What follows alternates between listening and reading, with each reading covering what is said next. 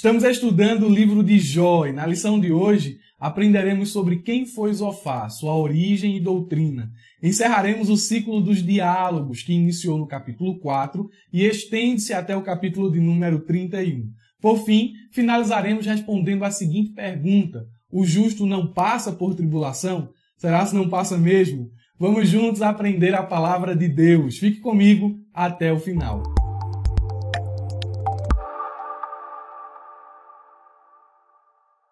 Meus irmãos, quero cumprimentá-los com a paz do Senhor. Estamos iniciando mais uma pré-aula da Escola Bíblica Dominical. É muito bom ter você de novo aqui conosco. Aos que estão chegando agora, sejam bem-vindos ao canal Abrajaula.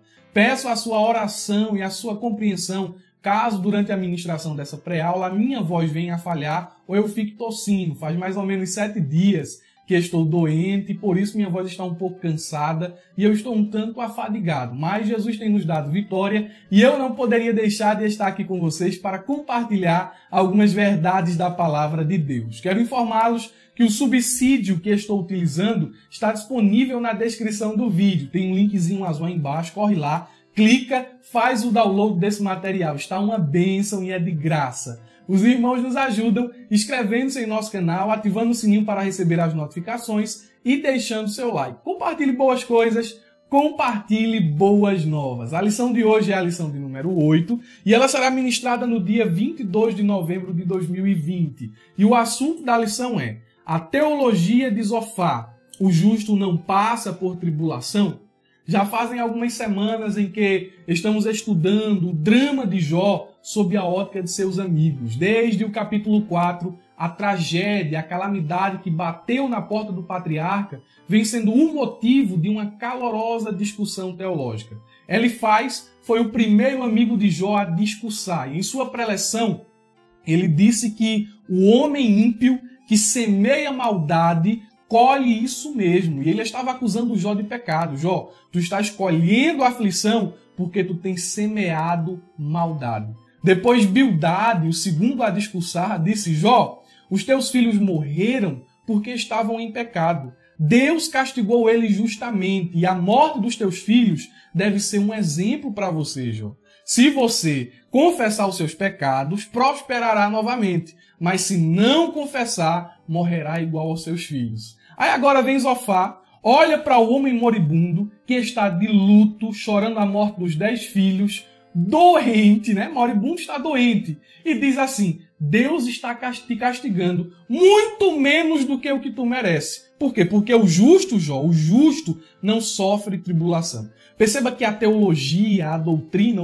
a forma de pensar, os conceitos dos amigos de Jó são muito parecidos. Eles praticamente pensavam a mesma coisa. E a gente vai desconstruir esse conceito de Zofá à medida em que formos expondo os pontos da lição de hoje. A lição é curta, vamos falar da mesma coisa com palavras diferentes, mas teremos aqui muitas informações. Veja o nosso texto áureo que nos diz: E terás confiança, porque haverá esperança, olharás em volta e repousarás seguro. Jó capítulo 11, versículo de número 18.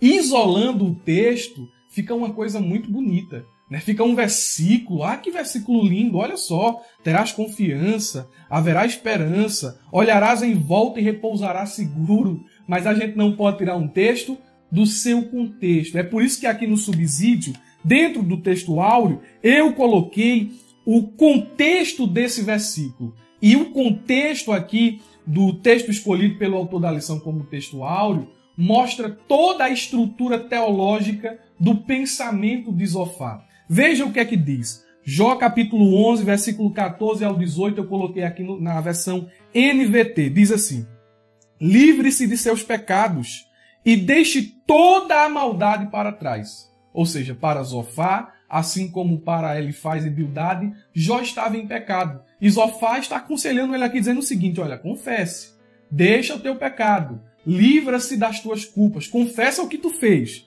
Aí sabe o que é que vai acontecer, Jó? Então o seu rosto se iluminará com a inocência. Você será forte e não terá medo. Você se esquecerá de seus sofrimentos, serão como águas passadas. Sua vida será mais luminosa do que o meio-dia, e até a escuridão será clara como a manhã. Aí vem o versículo do texto áureo. Você se sentirá seguro, pois terá esperança, estará protegido e descansará tranquilo. Tudo isso aqui se você for justo.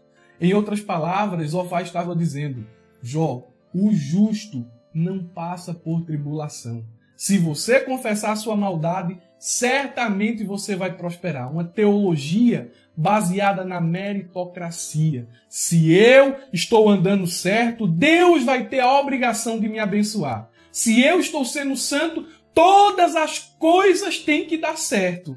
E a gente entende que, à luz da Bíblia, a vida do justo não é assim. O justo passa, sim, por noites escuras. O justo passa pelo vale da sombra da morte. Mas há uma diferença. Quando o justo enfrenta as tribulações, ele não enfrenta sozinho. Jesus, Deus, passa com ele. Cada vale, cada lugar difícil, cada dificuldade, cada angústia, o Senhor está ali com o crente, com o justo, o ajudando. Mas para Zofá, o justo não passava por momentos ruins. E a gente vai desconstruir esse pensamento à medida em que formos expondo a nossa lição. A verdade prática diz assim: segundo as Escrituras, até mesmo o justo passa por tribulação.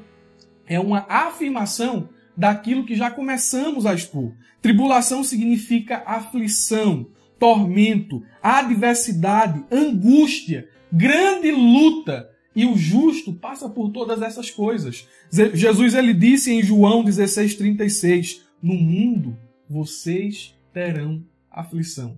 Então aqui no mundo não espere uma coisa contrária a isso aqui, diferente disso aqui. Você vai ter aflição.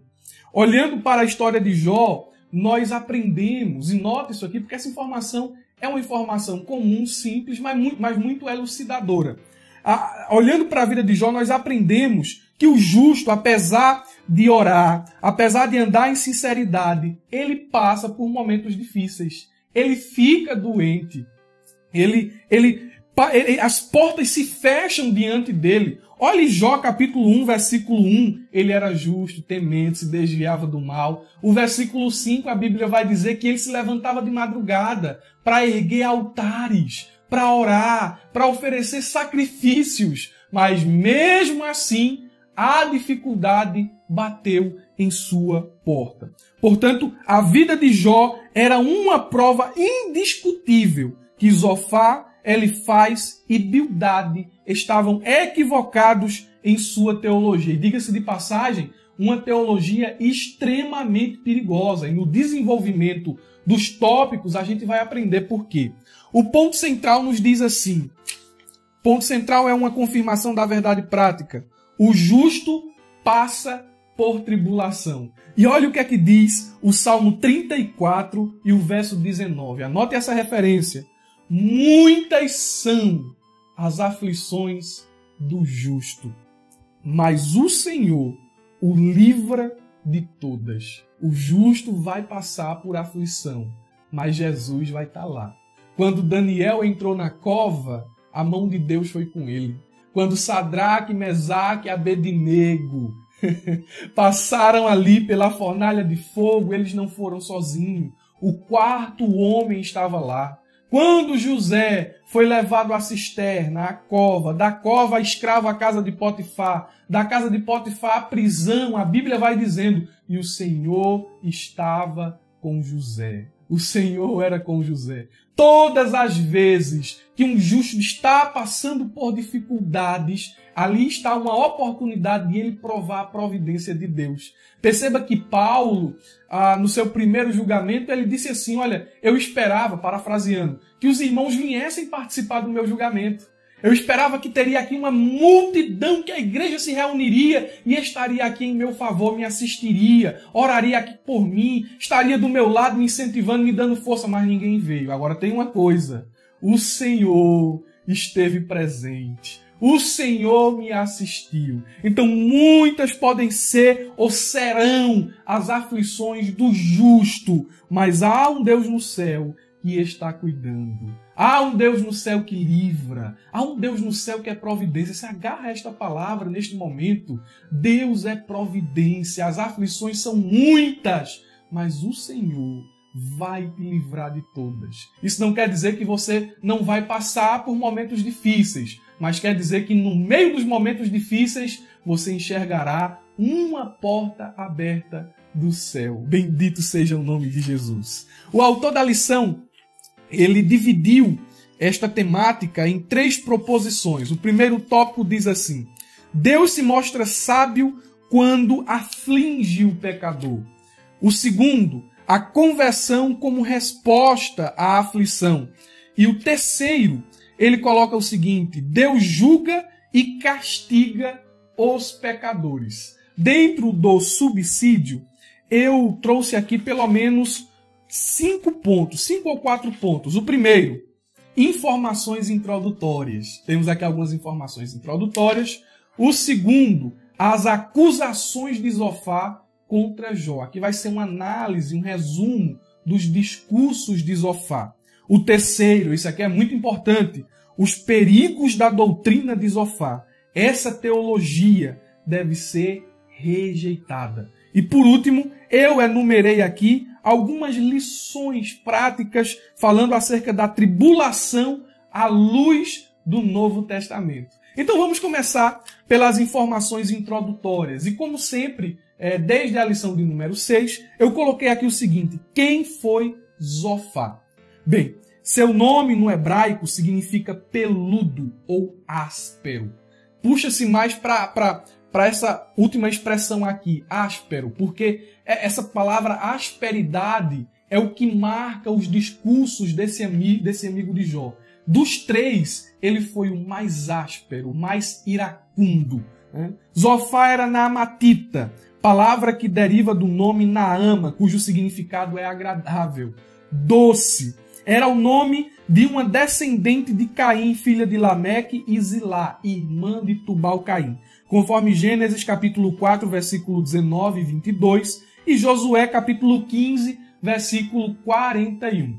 Apesar dessas informações e da sua origem, de ele ser naamatita, as informações sobre quem foi Zofar são inconclusivas e elas ficam apenas no campo das especulações, onde podemos dizer que ele possivelmente foi descendente de Caim.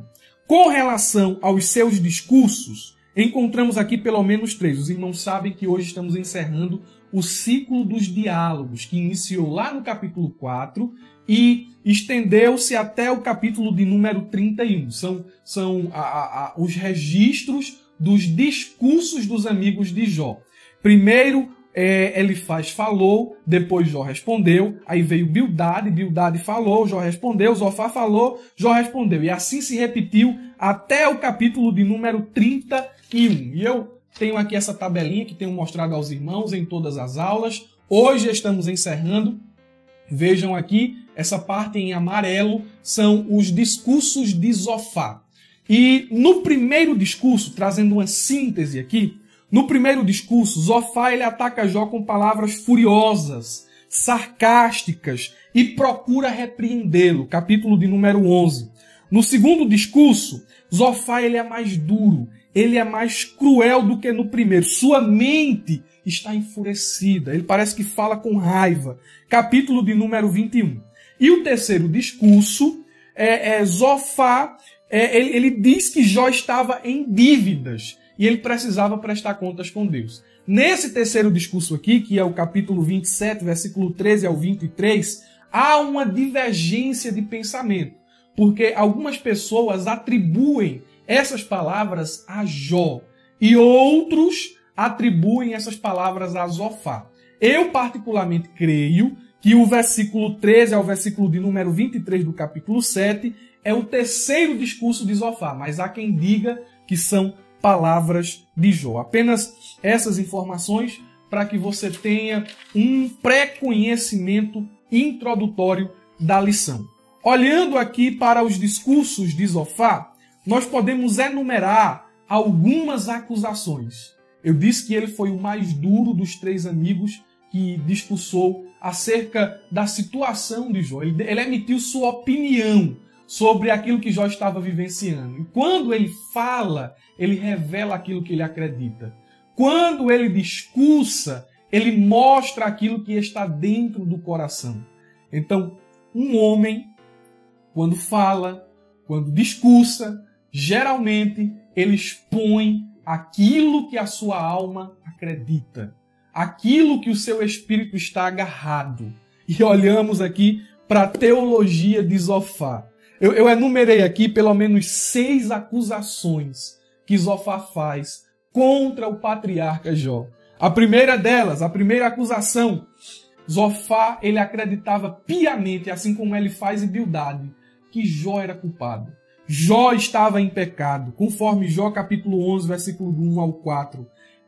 Zofá condena as palavras de Jó, condena as suas atitudes e condena a sua posição. Zofá iniciou seu discurso chamando Jó de tagarela.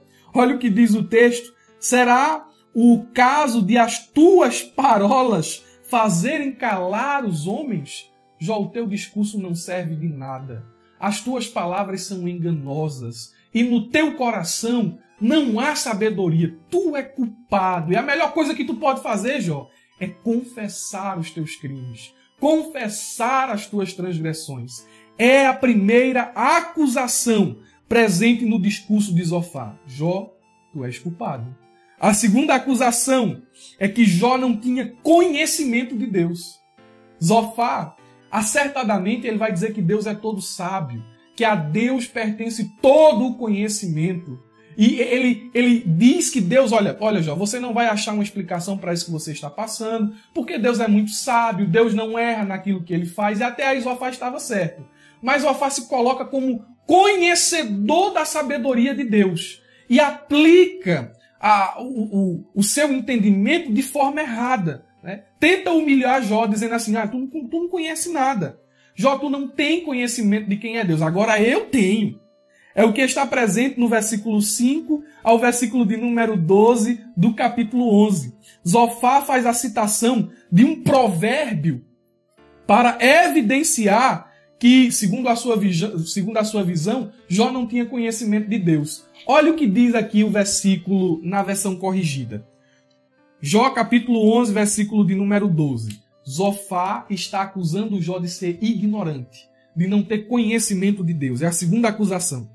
Mas o homem vão é falto de entendimento. Sim, o homem nasce como a cria de uma jumenta montês. Mas, irmão Murilo, eu não entendi esse provérbio de Zofá. Eu trouxe aqui na NTV, na nova versão transformadora. Diz o seguinte: é tão impossível um tolo tornar-se sábio como um jumento, assim como é impossível a um jumento selvagem dar luz a uma criança. Jó, tu é ignorante. Não discute, Jó.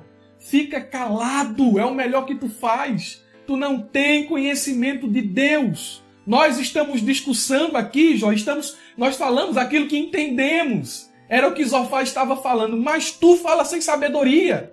Tu é culpado. E além de ser culpado, tu é ignorante. Aí vem a terceira acusação.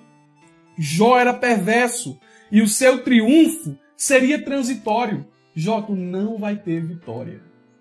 É o que Zofá está dizendo.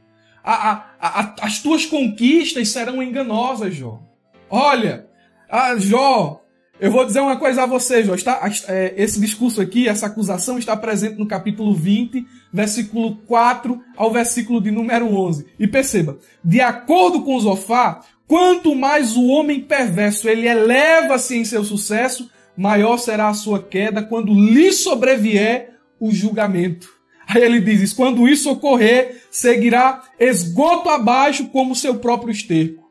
Olhe as palavras de Zofá contra Jó. Ele diz o seguinte, capítulo 20, versículo 7. Como seu próprio esterco apodrecerá para sempre. Jó, tuas conquistas são transitórias. Tua riqueza é enganosa. Tua prosperidade é mentirosa. Você não terá vitória. Meus irmãos, como é difícil ouvir o discurso de Zofá. Vai ter muita gente que vai se levantar. Eu sempre digo isso aqui, os amigos de Jó são terríveis. Vai ter muita gente que vai se levantar para dizer que você não vai conseguir. Para dizer que as coisas não vão dar certo. Para dizer que as portas não vão se abrir. que os sonhos não vão acontecer, que os projetos não vão se concluir, mas as palavras de Zofá vão cair por terra, porque Deus vai dar resposta aos teus inimigos.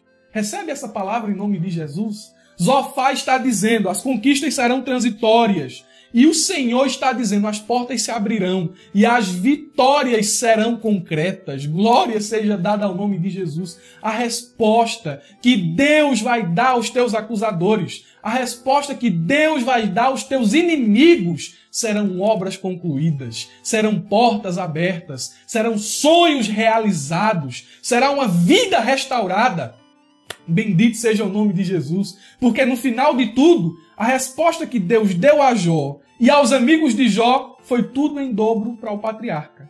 Jó, as vitórias serão transitórias. Aí Deus foi lá e disse, será não, vai ser tudo em dobro. Glória a Deus. Quem pode dar um glória a Deus por isso? Aleluia. A terceira acusação, ou melhor dizendo, a quinta acusação. Jó teve um prazer temporário por causa de seu pecado. Olha, Jó, tudo isso que tu teve, tu desfrutou por um breve momento. Os teus prazeres foram passageiros e agora tu estás sofrendo aí, bem merecido. É a quinta acusação. Veja, eu vou fazer um resumo aqui. A primeira acusação foi que Jó era culpado. A segunda é que Jó não tinha conhecimento de Deus.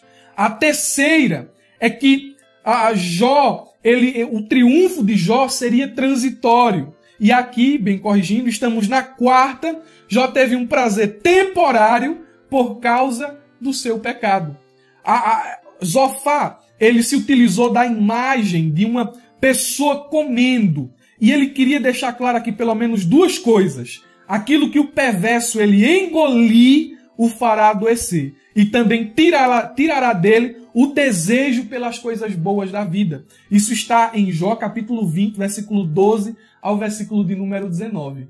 Jó será privado de coisas boas. Ele terá apenas um prazer temporário. É mais uma acusação, a quarta. Né? A quinta é que Jó era obstinado e se recusava a quebrantar o próprio coração. Jó capítulo 11, versículo 13 ao versículo de número 20. Zofá está aconselhando Jó, dizendo assim, é melhor você se arrepender. Volte, comece a buscar a Deus, deixe de ser obstinado. Dizer isso para um homem que estava quebrantado. Dizer isso para um homem que estava ali arquejando, buscando forças para não desistir, porque queria assim a todo custo conversar com Deus. Meus irmãos, isso aqui são palavras que matam.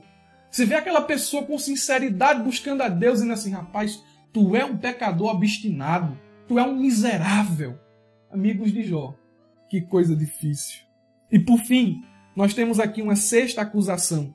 Jó teria uma morte dolorosa. É o que Zofá diz. Para Zofá, nem mesmo as riquezas dos perversos poderão evitar a morte, poderão evitar que a morte lhe sobrevenha. Jó capítulo 20, versículo de número 20.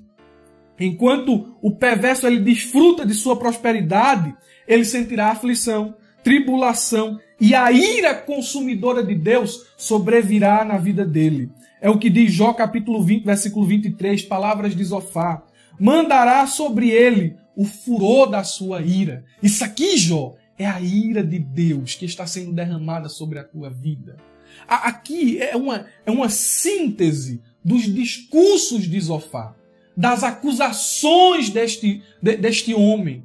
E por que eu estou enumerando isso aqui? Para que você entenda que nós precisamos ter cuidado com pessoas como Zofá. A gente está aprendendo aqui desde a lição de número 6 a evitar os Elifaz, a evitar os Bildades. E aqui nós estamos aprendendo a se desviar dos Zofás. E as igrejas estão repletas de pessoas assim. Pessoas que, não sei, por inveja, por medo, ou por equívoco, por ignorância, matam outras pessoas com suas palavras. Mas, irmão Murilo, meu Deus do céu, eu conheço muitas pessoas assim. Amém. Se desvie delas. Mas sabe qual é um alerta que eu quero deixar aqui? No nome de Jesus, não seja uma pessoa assim como Zofá. Você conhece pessoas assim? Conheço. É fácil identificar pessoas assim? Quando elas falam, nós a conhecemos, né? Mas o problema é quando nós estamos sendo pessoas assim, não percebemos. Nós precisamos avaliar o nosso coração e pedir que o Senhor nos dê sabedoria, que o Senhor guarde as nossas vidas de não sermos pedra de tropeço, não sermos a causa da morte espiritual de ninguém. Porque tem muito crente que não é crente que fala palavra de vida, mas é coveiro. É crente que quer enterrar outro crente. E nós precisamos ter cuidado para não ser esse tipo de cristão. Dentro do subsídio, o terceiro ponto é o seguinte: os perigos da doutrina de Zofar. Essa teologia deve ser repudiada, deve ser rejeitada. Ela é perigosíssima. E esse ponto aqui é um dos mais importantes dessa lição. E eu vou dizer aqui pelo menos 3 razões pelas quais eu creio que essa doutrina de Zofar e de seus amigos são nocivas para a igreja. Primeira razão, a doutrina de Zofar promove ignorância espiritual. A teologia de Zofar é antibíblica, fatalista e contrária àquilo que as Escrituras dizem que Deus é. Porque a teologia dos amigos de Jó só focam justiça, santidade, focam ali o caráter santo de Deus, mas desvincula Deus de toda misericórdia, de todo o seu amor. Eles só enxergam Deus como só enxergam a justiça de Deus, só veem Deus como um carrasco. Se pecarem, tá ali, ó, castigo. Mas se forem bons, aí não, Deus vai fazer alguma coisa por vocês. Essa teologia, eu venho dizendo aqui desde a lição de número 6, coloca Deus contra a parede. Se eu for justo, eu posso determinar, viu? Olha, se eu estou aqui na Beca, se eu estou cultuando direitinho, se eu estou dando esmola, se eu estou em dias, eu posso determinar. Eu determino que vou ter casa. Determino a cura. Determino isso. E quem é tu para determinar? Quem é tu para querer mandar em Deus? Quem é tu para dizer alguma coisa? Nós somos miseráveis e só podemos rogar a misericórdia dele. Tudo acontece por graça. Os amigos de Jó estavam equivocados. Essa teologia aqui promove ignorância no meio da igreja. Ignorância no meio dos irmãos. Está lá o irmão todo soberbo, todo cheio de si. Sou melhor do que fulano, sou melhor do que cicrano, então eu sou um crente bom. Será mesmo que tu é um crente bom? Será mesmo que tu é um cristão verdadeiro só por conta desta capa de moralidade? Nós devemos ter cuidado com a doutrina de Zofar, porque sorrateiramente ela vem até o nosso coração e ela vai ganhando terreno, ela vai ganhando proporção. A gente vai começando a achar que é alguma coisa. A gente vai começando a achar que é merecedor de alguma coisa. Olha o perigo da doutrina. Ignorância espiritual. A teologia de Zofar vai gerando no coração do homem o sentimento de que se ele faz, ele merece. Não é um fazer por gratidão, mas é um fazer por barganha. É uma meritocracia. Eu faço porque quero ser abençoado. Eu dou porque vou receber o dobro. Ignorância espiritual.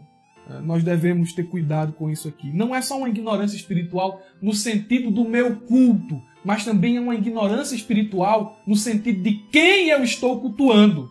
Porque quando eu cultuo Deus com os conceitos de Zofar, com os conceitos de Bildade e com os conceitos de Elifaz, eu acho, ou eu tenho certeza, que quando eu cultuo nesses termos, eu não estou cultuando, de fato, o Deus verdadeiro.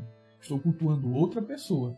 Estou cultuando um Deus que é desvinculado de amor e misericórdia e também é refém de atitudes humanas. E esse não é o Deus soberano, poderoso, santo, justo, amoroso e misericordioso que as Escrituras revelam. Em segundo lugar, a segunda razão pela qual a doutrina, a teologia de Zofar deve ser rejeitada é que essa doutrina, além de promover ignorância espiritual, ela promove tristeza e confusão. Perceba que as palavras dos amigos de Jó elas foram terríveis. Elas foram como espada na sua alma. Elas foram como fel no seu espírito. Elas tiraram de Jó a vontade de viver. Elas causaram confusão no coração do patriarca. E essas doutrinas aqui que esses homens esboçaram, elas têm justamente esse propósito. Porque eles estão dizendo aqui que o justo não sofre. Aí eu pergunto a você, meu irmão, o que é que eu vou dizer à dirigente lá do círculo de oração, que sai de casa 1h da tarde, no sol quente, para muitas vezes ir orar até 5h da tarde, num chão de cimento batido, ferindo o joelho, e tá lá a irmã orando, mas passando por problema dentro de casa, o esposo desviado, o filho nas drogas, e a irmã orando, e a irmã sendo fiel a Deus. Aí eu vou chegar para essa irmã e dizer assim: minha irmã, o justo não sofre, o justo não passa por tribulação, então tu estás em pecado. Meu Deus do céu, olha como essa doutrina é perigosa. Como essa doutrina ela provoca confusão e tristeza de você chegar para um obreiro que está ali se entregando para a obra, trabalha 12 horas por dia, mas quando chega vai atender a lista de culto, vai visitar os irmãos, vai servir a ceia dos doentes, e está lá o irmão se gastando, se desgastando, fazendo o possível e o impossível para atender a obra de Deus, não deixar que a obra sofra. Aí ao passo que ele está fazendo isso, ele está doente, ele está com um problema no casamento, o filho está enfermo. Aí eu vou chegar para esse irmão e dizer assim: meu amigo, aprenda uma coisa, o justo não pode passar por tribulação, você está em pecado. Isso aqui é teologia dos amigos de Jó. Promove tristeza, promove confusão. Muitas vezes você mesmo que está me ouvindo, que está nessa pré-aula aqui, às vezes está se perguntando: por que Deus? Por que isso? Por que aquilo? Porque é bíblico. O justo passa por tribulação, por aflição. Isso é bíblico. Os apóstolos passaram por tribulações. O nosso capitão, o capitão da nossa salvação, enfrentou morte. E morte de cruz. Isaías diz que ele foi moído, ele foi ferido pelas nossas iniquidades. O castigo que nos traz a paz estava sobre ele. E muitas vezes a gente fica questionando problemas que sobrevêm às nossas vidas, porque o nosso coração está inundado com a teologia de Zofar e de Elifaz. Quando na realidade as nossas convicções deveriam ser as convicções de Jó. Ele dá, ele tira, bendito é o nome do Senhor. As nossas convicções deveriam ser as convicções que Jesus ensinou. Bem-aventurados são vocês quando vos perseguirem, vos maltratarem e por causa de meu nome disserem todo o mal contra vocês. O justo vai sofrer. Perceba que Paulo, diante da morte certa, diante do algoz romano, ele disse assim: olha, eu não estou sendo assassinado aqui. Minha cabeça vai rolar, você é decapitado. Na ótica romana, a morte por decapitação era terrível, porque quando eles cortavam a cabeça do condenado, eles pegavam a cabeça da pessoa e viravam a cabeça para o corpo, porque eles acreditavam que a pessoa ainda ficava lúcida alguns segundos. E eles faziam isso por pura maldade, para que a última visão do condenado nessa vida fosse seu corpo caído, sangrando, sem a cabeça. Isso aqui era a morte por decapitação. Aí Paulo disse assim: eu não estou sendo assassinado. Eu estou entregando a minha vida como um sacrifício de libação. Eles não estão tirando o que eu tenho, pelo contrário, eu vou receber a coroa da vida, aleluia, que me está reservado, o prêmio. O meu prêmio eu estou recebendo, eu vou estar com Cristo. Então, para de estar se perguntando por que luta, por que prova, por que isso, por que aquilo. Aceita, abraça, caminha com o teu Deus, Ele está contigo. Tem aflição? Tem, mas a presença do Senhor não falta, não falta. Então que o nosso coração, ele seja limpo, descontaminado dessa teologia perigosa, de crente que... Sabe o que é isso aqui? Teologia de... se tu chegou até aqui... Coloca aí, eu recebo, porque é forte o que eu vou falar aqui agora. Sabe por que aqui tem muito crente que sai da igreja, que diz assim: a porta se fechou, não vou mais pro culto. Ah, não sei o que, eu estou sendo perseguido, falaram mal de mim, não vou mais pro culto. Teologia de Zofar. Coração contaminado com a teologia de Zofar. Ah, não sei o que, o emprego fechou, as portas fecharam, eu não vou mais cultuar. Por que tu não vai mais cultuar? Porque eu não entendo, porque Deus está permitindo que eu passe por isso. Tá errado, não é para ser assim. Toma jeito, rapaz. Te levanta, vai orar, continua firme. Muita gente está doente por conta da teologia de Zofar. É duro falar isso? É nada. Duro é deixar tu aí enganado. Duro é tu ficar aí achando que tá com a razão quando não tá. Não tá. É o perigo da teologia de Zofar. E em terceiro lugar, essa doutrina, essa teologia, ela é perigosa. Porque ela é usada pelos falsos mestres para enganar os irmãos sem firmeza e sem conhecimento bíblico. Doutrina de demônio. É duro ouvir isso? Isso aqui é teologia da prosperidade. Teologia do toma lá, dá cá. Aí eu vou resumir aqui o discurso dos falsos mestres, que pegam gancho aqui, carona, na doutrina de Zofar. Coloca o teu carro no altar. E tu vai ver o que Deus vai fazer. Quer saber o que é que tu faz? Coloca tua casa no altar e tu vai ver o que é que Deus não vai fazer por ti, vai te dar em dobro. Aí tá lá um monte de besta dando tudo o que tem para essas pessoas. Eu não estou sendo aqui contra o dízimo não, viu? Eu faço parte de uma instituição que crê no dízimo. Eu sou da Assembleia de Deus em Pernambuco. Eu sou dizimista, eu entrego o meu dízimo. Mas o meu dízimo é entregue como um ato de adoração. Eu estou reconhecendo que Ele é Senhor das minhas finanças. Eu estou reconhecendo que Ele é dono de tudo que eu tenho. E que apesar dele ser dono de tudo, eu estou dando a Ele só 10% do que eu tenho. 10% do que Ele tem me dado. E os outros 90% é dele, mas Ele bondosamente tem me dado. Tem me dado saúde, tem me dado emprego, tem me dado condição de trabalhar, Ele tem me dado inteligência, Ele tem dado tudo. Então o meu dízimo é só um reconhecimento de que Ele é Senhor também da minha vida financeira. Ele é Senhor de tudo, eu entrego. E eu entrego o dízimo com alegria, não é com tristeza não. Eu dou com alegria porque eu vejo que ele está sendo usado para o avanço da obra, para sustentar missionário, para sustentar uma rádio, para pagar água e luz na igreja, porque essas coisas não se pagam com oração.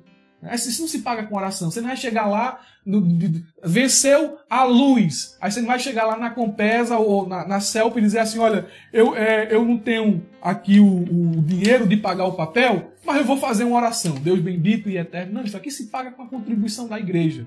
Eu não estou sendo contra o dízimo, eu estou sendo contra esses falsos profetas mentirosos que dizem que você precisa dar tudo o que tem para receber uma graça da parte de Deus. E isso aí é pregado em muitas igrejas. Tem alguns irmãos na nossa comunidade, na nossa igreja aqui, que aceitaram a Jesus e vieram de lugares assim. E lá nesses lugares perderam tudo. Porque os líderes, os falsos líderes, falsos profetas, fizeram com que eles vendessem carro, fizeram com que eles hipotecassem a casa, fizessem empréstimo e colocassem ali no altar para serem abençoados. Aí sabe o que aconteceu? Faliram, perderam tudo, se entristeceram, se revoltaram com Deus. É isso que a teologia de Zofar faz. É isso que ela promove, né, no meio das pessoas. Mas graças a Deus esses irmãos hoje, né, entendem a palavra de Deus, foram esclarecidos e estão servindo a Jesus. A teologia de Zofar foi cortada de seus corações. Glória seja dada ao nome de Jesus. Essas são algumas razões pelas quais essa teologia é perigosa. Ela é perigosa, muito perigosa.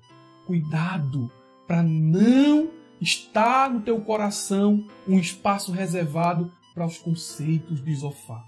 Por fim, meus irmãos, eu quero apresentar aqui a vocês algumas lições práticas que mostram a tribulação à luz do Novo Testamento. Isso mesmo, Zofar estava errado, Elifaz estava errado, Bildade estava errado. O justo passa sim por tribulação, o justo passa sim por dificuldade. E olha aqui como o Novo Testamento olha para a tribulação. Primeira lição prática, primeira verdade à luz do Novo Testamento sobre a tribulação. Paulo ensina que a tribulação ela é pedagógica, ela é professora. A tribulação é instrutora. E o que é que ela faz? Ela ensina o crente a ter paciência, conforme Romanos capítulo 5, versículo de número 3. Isso aqui é um dos propósitos da tribulação. Vai ensinar o crente a ser uma pessoa paciente. Já passou por tanta dificuldade e agora está passando por mais uma. Aí ele olha e diz assim, é só mais uma. Vai passar. Deus vai dar vitória. A noite foi escura. Olha, as trevas sobrevieram. Aí o crente vai e diz assim, mas eu vou ser paciente. O dia está logo ali na frente. Glória a Deus. Aleluia. Aqui a primeira proposição à luz do Novo Testamento acerca da tribulação. Em segundo lugar, a tribulação, por mais terrível que seja, não pode separar o crente do amor de Cristo. É o que Paulo diz, quem nos separará do amor de Cristo? A aflição, a tribulação, a dificuldade? Não! Estas coisas não podem me separar do amor dele. O amor dele é maior do que as portas fechadas. O amor dele é maior do que as aflições. O amor dele é maior do que a enfermidade. O amor dele é maior do que a perseguição. Glória seja dada ao nome de Jesus. Esta tua dor, esta tua tristeza não pode te afastar, não tem a força de te arrancar da presença de Deus. Aleluia! Tu estás assim, bem firme na mão dele. E daqui da mão dele, ninguém pode te arrebatar. Por mais que a noite seja escura e por mais que a tribulação seja grande, tu está aqui seguro. Glória a Deus! Em terceiro lugar, a tribulação, ela faz parte da vida do crente. E quando o crente ele é atribulado, à luz do Novo Testamento, ele recebe consolo de Deus. E ao passo que ele é consolado por Deus, ele vai sendo capacitado a consolar outras pessoas com o consolo que ele está recebendo. Você vai ser um braço de misericórdia. Você vai ser uma voz de consolo. Estás passando por tribulação, é Deus te dando a oportunidade de ser o consolo, o bálsamo, o remédio, aleluia, para a vida de alguém. Conforme 2 aos Coríntios, capítulo 1, versículo de número 4. É isso mesmo. As aflições te capacitarão a consolar outras pessoas que estão sendo afligidas. Olha, irmãos, a tribulação não é uma coisa de todo ruim. Perceba que há propósitos na tribulação. Em quarto lugar, a tribulação é uma realidade empírica na vida dos obreiros. Todo obreiro vai passar por tribulação. Não tem como você estar na obra sem passar por tribulação. A tribulação batiza o obreiro. Mas, irmão Murilo, eu não sou obreiro. Eu sou professor de escola dominical. Vai passar por tribulação. Vai ser batizado na angústia aí. Vai ser batizado nas provações. Por quê? Porque tribulação é uma realidade da vida cristã. Faz parte da vida cristã, conforme 2 aos Coríntios, capítulo 2, versículo 4. E por fim, as tribulações, elas são momentâneas. Elas passam. É o que diz 2 aos Coríntios, capítulo 4, versículo 17. Notou aí as referências? A Bíblia vai dizer que as tribulações são momentâneas, mas produz um eterno peso de glória. Aleluia! Bendito seja o nome de Jesus. Jó, sofrido, moribundo, doente, a tua tribulação está prestes a passar. Glória a Deus. Glória a Jesus, o teu Senhor que vive, o teu Redentor, aquele ao que nada para quem nada é impossível, está prestes a mudar a tua sorte. Glória seja dada ao nome de Jesus. A tribulação está passando, Jó. Aguenta mais um pouquinho. Aguenta mais um pouquinho, irmão. Aguenta mais um pouquinho, irmã. Está passando. Glória a Deus. Ministra isso na tua classe. Vai passar. Bendito seja o nome de Jesus. Olhe o que é que diz Apocalipse. Vou finalizar deixando esse versículo para você. Se você chegou até aqui, digite aí nos comentários esse versículo. Apocalipse, capítulo de número 2, versículo 8 e 9. Olha o que a Bíblia diz. Receba esta palavra no nome de Jesus. Porque aqui a gente ensina, mas também ministra aquilo que o Espírito Santo coloca no nosso coração. E ao anjo da igreja que está em Esmirna, escreve: isto diz o primeiro e o último, que foi morto e reviveu, ele está vivo. Aí ele diz, versículo 9, eu sei as tuas obras. Ele conhece as tuas obras. Ele conhece o teu proceder, ele conhece o teu serviço prestado, ele conhece a tua vida, ele sabe o que tu estás passando. Ele diz assim, eu sei as tuas tribulações e as tuas pobrezas, aleluia. Mas aqui tem um versículo, mas a parte do versículo que diz, mas tu és rico, glória a Deus, glória seja dada ao nome do Senhor Jesus. Ele diz no versículo 10, não temas das coisas que há de padecer. Por que não temas? Porque ele diz assim, ser fiel até a morte, e eu vou te dar a coroa da vida. Bendito é o nome de Jesus. Ele conhece, irmão, ele sabe. Ele sabe as tribulações. E ele está dizendo, não temas o que há de padecer. Aleluia, seja fiel. Seja fiel no meio da tribulação e tu verás a glória de Deus. Meus irmãos, essa é a nossa lição de hoje, o nosso resumo da lição. Minha garganta aqui já tapou. Meu nariz também, eu já não estou mais nem conseguindo falar direito.